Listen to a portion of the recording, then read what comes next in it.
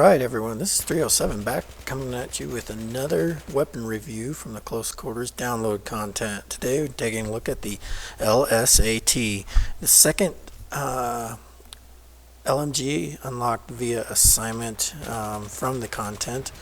You have to unlock the L86A2 first, so the assignment for this one is called Point Blank. It's basically 10 C4 kills and 10 knife takedowns. Unlocks this one, and once again that's after the L86A2 is unlocked. So anyways, first of all, I'll point out that the iron sights on this gun were pretty good, and they were not a problem like some of the other guns were, so it's a good thing to know right off the bat to have that you'll be using some fairly decent sights. Didn't like this scope that you're looking at right now, but that's my personal preference, I think, because I don't use this scope much. This is the 3.4 power scope. So but anyways, that's my personal preference. But anyways, another thing I'll point out about this video, there's going to be some sections of fast forward time, and the main reason I did that is to show you that I wasn't cutting and so you can get a flow of the game, and show you I wasn't cutting out everything, you know. So a lot of times there was you know, with this gun there's some waiting around time, and I'll get into exactly why that is after I go through the stats. Well, first of all, this is a belt-fed weapon, as you probably already know. So it's not a clip weapon. So with a belt-fed weapon, we have a 100-round magazine, which is nice, and it has extended mags that can be unlocked. So that would give you a 200-round clip. So, or not clip, but magazine. So going into the stats of this gun, as far as numbers are concerned, they're very similar to the M249. The only real difference between this gun and the M249, and this is everything across the board: damage, and recoil, everything. So the only main difference between the M249 and this gun, as far as I could tell, was the LSAT has 650 rounds per minute, whereas the M249 has 800 rounds per minute. So that's a pretty significant difference. I think I'd prefer this weapon. As you may have known from like the L86A2 review, I'm not a big LMG person, so as far as my play style, so I'd not really well versed on any of the LMGs, just because I don't enjoy this play style. But but back to the numbers again. It has recoil like a lot of LMGs do, so it didn't shoot bad though without any attachments. Honestly, I think it was pretty good. It's not a good hip firing weapon. It's not good for running around in streets and going from around corners and finding people. So it's a good thing to note.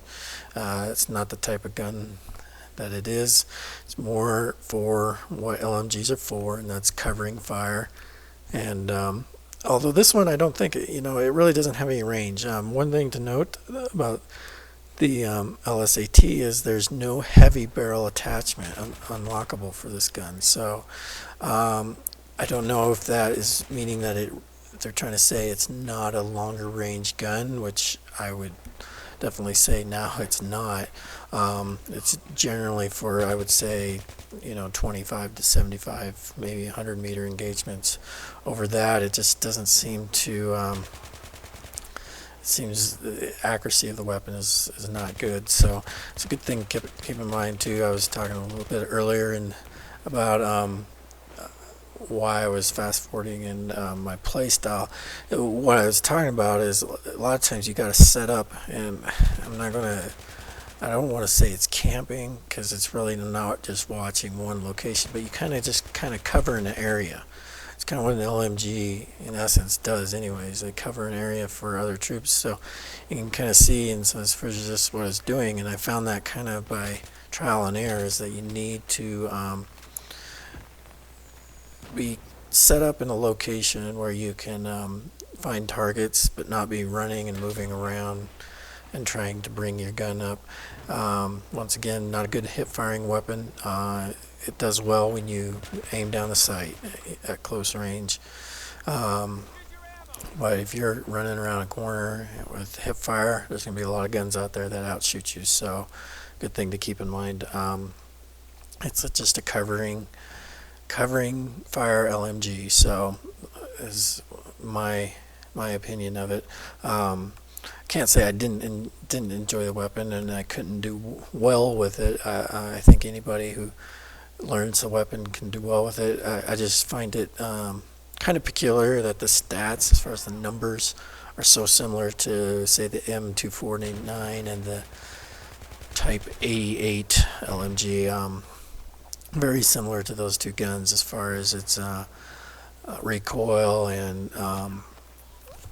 and its damage. So it's a little bit slower shooting gun, so the recoil is a little bit more manageable, but still the best options I found for it were the fore-grip and the flash suppressor.